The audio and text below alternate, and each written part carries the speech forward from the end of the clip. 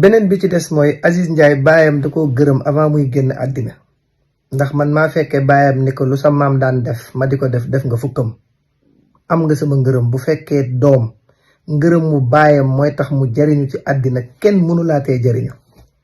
baayam moo ko wax ma dégg. yaayam a ngi dund barki démb da koy ñaanal ci gàmm gi bay jooy ba Sëriñ Fàllu Mbàkke transfert fekke ko ni ko ni nga ñaanalee Aziz ak ni sa xol seddee ci moom may naa la ci bee màkk. ñi may tudd seen tur ñi ngi dund. Aziz xarit jamu ko, mbokk jamu ko, tariqa bi jamu ko.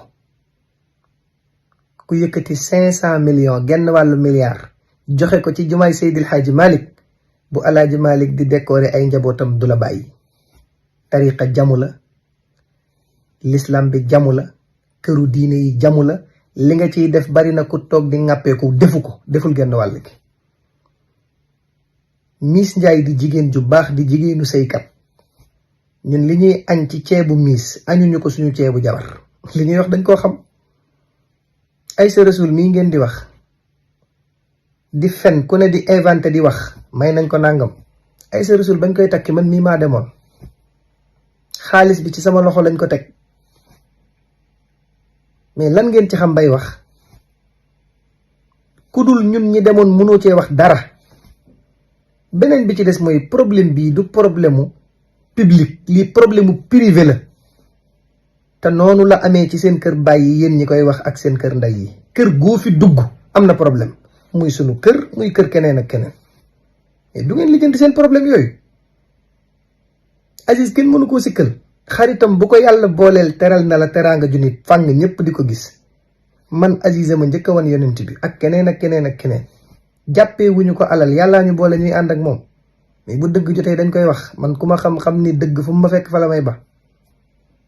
kon yéen ñii di wax du ngeen employéem du ngeen mbokkam seen yoon nekkul ci coow li. jàpp doomu jàmbur gi di ko mbamb di ko mbamb di ko mbamb mais lu xew. arrêté leen taal bu yàlla taal sànni ca matt moo gën di ko jéem a fay. Miss Ndiaye mënoo leen koo yàq tey mënoo leen koo yàq ëllëg. jigéen ju baax la toog palaasam mel nam war a mel ci sëyam kenn yabu ko. kenn mësu koo dégg ci lu ñàkk fayda te du ngeen ko ci mës a dégg ba ilaa yawmi diin. li ngeen ko yéene du ca àgg. tas leen lobby yi, tas groupe yi, tas association ànd xeex diw ak naa fekk gi ngeen nekke fii jàmm rek a fii am. Miss dana uuf Aïssa Rassoul, doomam la, rakkam la. Aïssa Rassoul dana sëy, danañ nekk ci jàmm. ngeen may leen jàmm, yàlla defal leen jàmm. Serigne Cheikh Tidiane Sy dafa waxoon ni képp ku fekke coow te xam fan la dëgg féete nga noppi, complice nga ci. ñun nag duñu ay complice. Sénégal fan yi yépp benn wax lañu amee, mooy Abdoul Aziz Ndiaye ak ay soxnaam. xam nga mën a tooñ mënta weesu nit ku toog këram yëgul tinul nga jekki-jekki génn ci réseaux sociaux yi naan diw ñibbi na këram parce que dañ koo takkal wujju te dara du ci dëgg. parce que bari na ku koy wax xamoo kan mooy Miss Ndiaye. Miss Ndiaye du jigéen juy fay di ñibbi parce que yaayam liggéeyul loolu kër baayam. te ba muy ànd ak Aziz ak la mu séq ak Aziz bari na tey ku toog di ŋàppeeku dara nga ci xamul. mais ñàkk maandu moo am ci réew mi.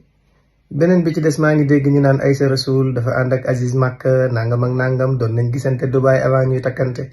nit day wax lu ko wóor. bari na ku tardé yowmal qiyaam sos ak fen moo la fa tardeel. booy xas nit ki xas ko ci li nga xam wala loo maîtriser.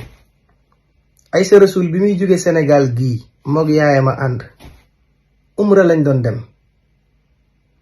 yéen ñi mësta dem umra laaj leen ñiy dem umra. ñi ëpp ci ñiy dem umra dañuy escale Dubaï. mais boo fa mësta dem nag maîtriser woo ko doo ko xam. Aïssa Rassoul dafa escale Dubaï ak yaayam. Aziz Ndiaye dem Dubaï ak njabootam. famille ñépp la àndal ak ay doomam. Miss Ndiaye mii ca ña demoon ànd ak Aziz Ndiaye ca la bokk. mais Aïssa Rassoul yaayam ñàkkee na fayda ànd ak moom Dubaï war a dem umra ji di bàyyi Aïssa Rassoul muy nekk ci naka sudul noonu. wax bu dofee nopp yi koy déglu na wér. kuy bëgganteeg nit bu ngeen dajee ci place danga ko gis dana la gis. lan mooy problème bi? diggante yi ngeen di dugg ngeen xajul, da ngeen a war a maandu téye seeni làmmiñ régler seeni problème. Miss Ndiaye daa mës a génn buntu kër Aziz Ndiaye ngeen toog di fen naan Miss Ndiaye ñibbi na. mais yonent bi alayhi salaatu wasalaam da daan bëreeg sayyidatuna Aïcha bi mu ko takkee, daf ko daan tingom muy seetaan lii xew ci mbedd mi parce que daf koo bëggoon. mais foog sa jabar daa aram. jamono yonent bi sinap moo amul woon, moo tax tegoo leen ci seen bët. il faut ngeen di wax lu ngeen maîtriser, di wax lu ngeen xam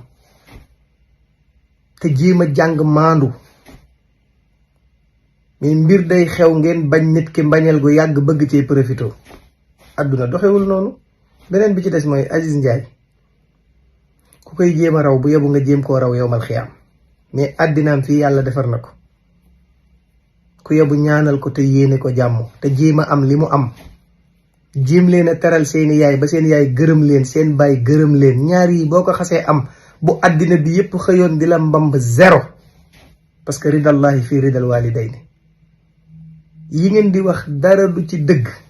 ñun dañoo fekke nag du ku ne xam na ni yàlla daa bind te yemalewul, am na ñu matal am ñu matlewul, waaye ba mottali amee ba léegi kenn sonnatul. buur kattan di produit 100% naturel sans effet secondaire ñu defare ko li nga xamante ni moo di petit cola bisaab ak jinjeer. ñoo ngi jàppale leen ci seen wàllu kattan ak seen wàllu wërgu-yaram bu nekk jarna fi nguur ak keng ba ci kikirikiij, waaye bii mooy seen buur di buur kattan. ballonnement moo ci mën, constipation, faiblesse sexuelle, diabète, sinusite, éjaculation précoce, di joxe appétit sexuel, teg ci itam day raxas sa biir ba mu set wecc. xar yëpp xar lañ waaye laadum da ciy gën te bu ñëwee góor ngóoraa tax.